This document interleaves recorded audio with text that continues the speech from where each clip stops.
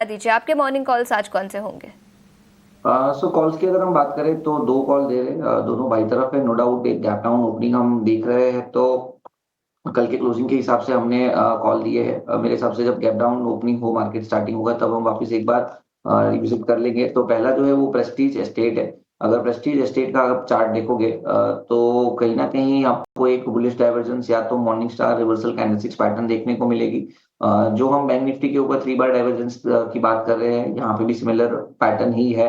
और कल इसमें कंफर्मेशन भी आ चुका है। तो there are very high chances के प्रेस्टीज एस्टेट आज एक अच्छा खासा मूव दे सकता है। तो कोई भी गिरावट में आप लॉन्ग करके जाइए। 1160 का एक स्ट्रिक्ट स्टॉप लॉस रखिए और 1240 तक के टारगेट आप 1 से 2 दिन में एक्सपेक्ट कर सकते हो प्रेस्टीज एस्टेट के अंदर।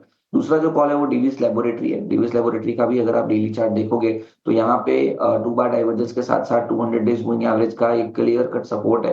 तो जब तक स्टॉक 5500 ब्रेक नहीं करेगा तब तक यहाँ से एक रैली आ सकती है। तो 1 से 2 दिन में 5620 यानी कि 5620 की एक रैली आप डीवीएस लेबोरेटरी में भी एक्सपेक्ट कर सकते हो। तो DVS laboratory and Prestige estate हमारी तरफ से लॉन्ग कॉल रहेंगे। डीवीज लैब और डीवीज की क्लोजिंग अच्छी रही है। डीवीज में करीब हमने 1% के आसपास की तेजी देखी है। प्रेस्टीज में भी कल 5% का बढ़िया उछाल हमने देखा है। और डीवीज को अगर आप देखेंगे ना तो इन बाकी जो फार्मा में गिरावट रही है उसके मुकाबले अपेक्षाकृत, ऐसा नहीं हम कहेंगे कि नहीं प्रदर्शन ठीक रहा है, बट गिरा कम है। 1% की तेजी कल रही है और ये दो शेयर हैं किरण जी के रडार पर। थोड़ी देर में वैशाली से भी जानेंगे कि उनके ट्रेड्स कौन से हैं, आज वो कहाँ पर बुलिश हैं या फिर कहाँ पर बेरिश हैं। देखिए सेंटिमेंट वीक है। ट्रेड जो भी मिल रहे हैं ना, आपसे हम एक्स्ट्रा गुजारिश कर रहे हैं कि जो स्टॉप लॉसेस हैं उसको बहुत ही क्लोजली मॉनिटर कीजिए, फॉलो कीजिए। बाजार थोड़ा रिस्की है, कब झटका लग जाए, कब आपके स्टॉप लॉसेस कट जाएं, ये देखना आपके लिए बहुत ज़रूरी है।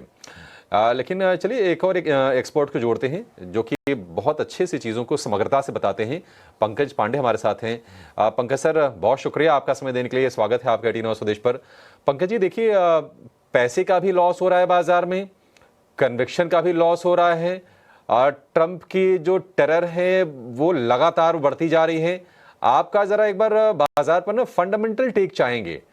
क्या आपको लगता है कि नहीं वैल्यूएशन सिर्फ देख के बाजार में एंट्री कर लें, या फिर अभी वेट एंड वॉच करने का समय है? क्योंकि वैल्यूएशन देख के मेरा कन्विक्शन भी अलाउ नहीं कर रहा है कि मैं एक चीज फिलहाल देखूं और बाजार में एंट्री कर लूं। Hi, good morning, thanks for having me. देखिए, वैल्यूएशन के हिसाब से जाएंगे तो ओवरऑल ये साल आपका जो अर्निंग ग्रोथ है 8-9% रहने वाला है, इन लाइन विद एक्सपेक्टेशन है। आई थिंक जो अगले 2 साल में आपको ग्रोथ दिखने वाली करीब 14% सीएजीआर का ग्रोथ दिखने वाली है, उसके हिसाब से बाजार करीब 17 टाइम फॉरवर्ड पे है FY27। तो वैल्यूएशन डेफिनेटली अट्रैक्टिव है। बट एक चीज मैं हाईलाइट करना चाहूंगा कि जैसे आप ग्लोबल सिनेरियो देखते हैं, सेंटिमेंट देख रहे हैं, आपके टैरिफ और जैसे बढ़ने वाले हैं, प्लस उसका जो इम्पैक्ट होगा वो ग्लोबल इन्फ्लेशन पे होने वाला है एंड ग्लोबल ग्रोथ पे होने वाला है। एंड उसका जो एक नीजर्क रिएक्शन है, पॉसिबल है कि यूएस मार्केट में आपको आगे जाके दिखे। एंड ऐसा हो नहीं सकता है, या ऐसे चांसेस कम होंगे कि वो रिएक्शन हमारे मार्केट में ना दिखे। तो मेरे हिसाब से नियर टर्म में मार्केट करेक्ट हो सकता है, चाहे वो लार्ज कैप हो, चाहे वो मिड कैप हो, चाहे वो स्मॉल कैप हो। तो अगर प्रॉफिट में है तो थोड़े प्रॉफिट ले लेने चाहिए। मेरे हिसाब से मार्केट अभी 1 या 2 महीने के लिए मार्केट थोड़ा नेगेटिव टेरिटरी में रह सकता है। ऑलरेडी हमने 6 महीने का गिरावट देखा है। हिस्टोरिकल करेक्शन जो होता है 7-8 महीने का रहता है। प्लस जैसे निफ्टी में ओवरऑल जो एवरेज करेक्शन हमने देखा है पीक से करीब 26-27% रहता है। तो आई थिंक ये जिस हिसाब से सिनेरियो पैन आउट हो रहा है, ग्लोबल सेंटिमेंट्स डेफिनेटली इतनी जल्दी सुधरने वाले नहीं है। 1 या 2 महीना तो कम से कम लग सकता है। तो मेरे हिसाब से थोड़ा कैश में रहेंगे तो ज्यादा बेहतर है। नियर टर्म में वीकनेस मार्केट में बिल्कुल दिख सकती है। जैसे वैल्यूएशन में एक टाइम हम रिच वैल्यूएशन पे थे, ऐसा बिल्कुल पॉसिबल है कि हम अट्रैक्टिव वैल्यूएशन पे या और अट्रैक्टिव वैल्यूएशन पे कुछ समय के लिए रहें और मार्केट इतनी जल्दी उछाल ना दे। तो दोनों एक्सट्रीम्स देखने को मिल सकती है। एक एक्सट्रीम हमने ऑलरेडी देखा है, दूसरा एक्सट्रीम हमें बिल्कुल मिल सकता है। तो मेरे हिसाब से थोड़ा नियर टर्म में एक वीकनेस के लिए तैयार रहना चाहिए। बट एक चीज और मैं हाईलाइट करना चाहूंगा कि जब भी मार्केट में इस तरीके की वीकनेस आती है तो अगले 1 महीने या 3 महीने या 6 महीने में जब भी बाजार रिकवर करता है तो रिटर्न्स अच्छे बनते हैं। तो थोड़े कैश लेवल्स बचा के रखें, या फिर जहां पे प्रॉफिट है वहां पे प्रॉफिट लेके थोड़ा कैश पे रहें। तो आई थिंक वो एक बेहतर सलाह होगी, या वो सलाह मैं देना चाहूंगा।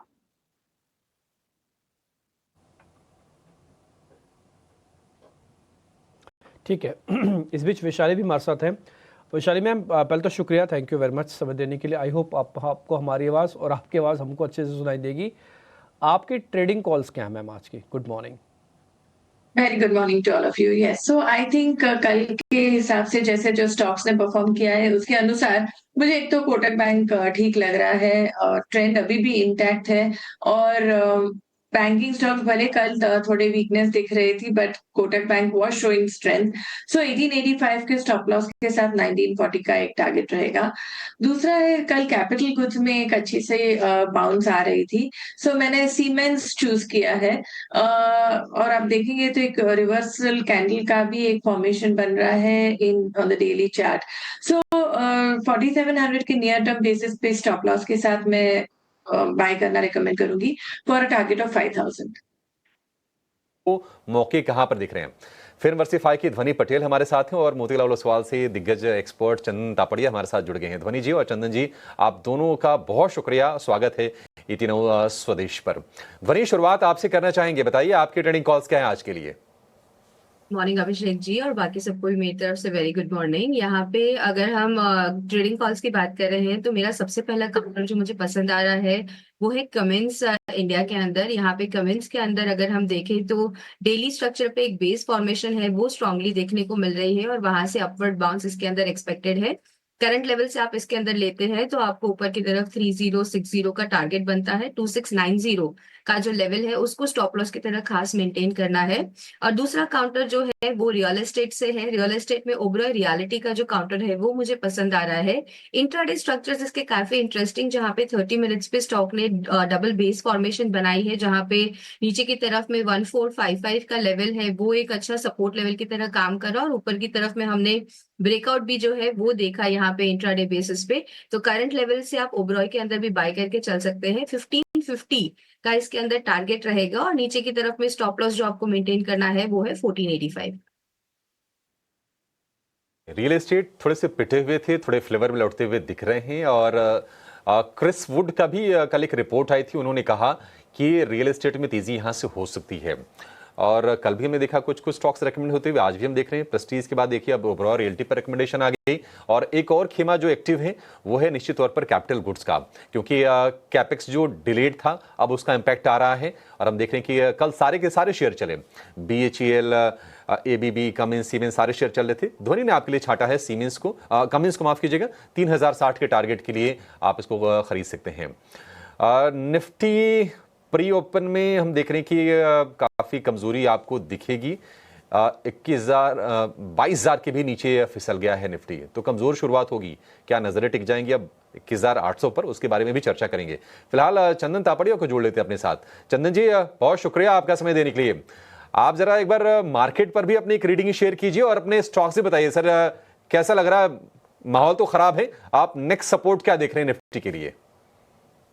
गुड मॉर्निंग, नमस्कार। देखिए, बाजार है वहां पे लगातार वीकनेस जारी है, हर कोई बाउंस बैक पे बिकवाली आ रही है।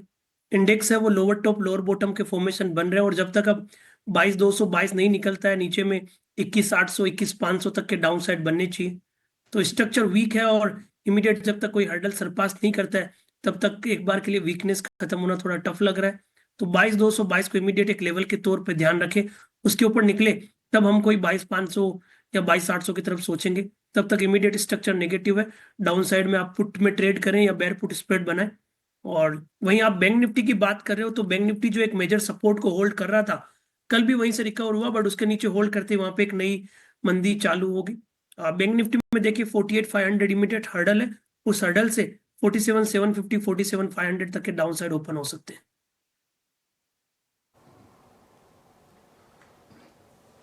चंदन जी, स्टॉक्स कौन से हैं आपके? बिल्कुल, स्टॉक्स की बात करें तो दो स्टॉक्स यहाँ पे हमने पॉजिटिव की तरफ सोचे हैं। पहला है JSW स्टील। देखिए, मार्केट की वीकनेस के बावजूद भी सिलेक्टिव मेटल काउंटर होल्ड कर रहे हैं और यहाँ पे स्ट्रेंथ बनी हुई है। की मूविंग एवरेजेस होल्ड कर रहे हैं, तो 955 के सपोर्ट से JSW स्टील खरीदारी की सलाह रखेंगे। 1010 तक के अपसाइड के टारगेट बनेंगे। दूसरा काउंटर रहेगा नारायण हृदयालय।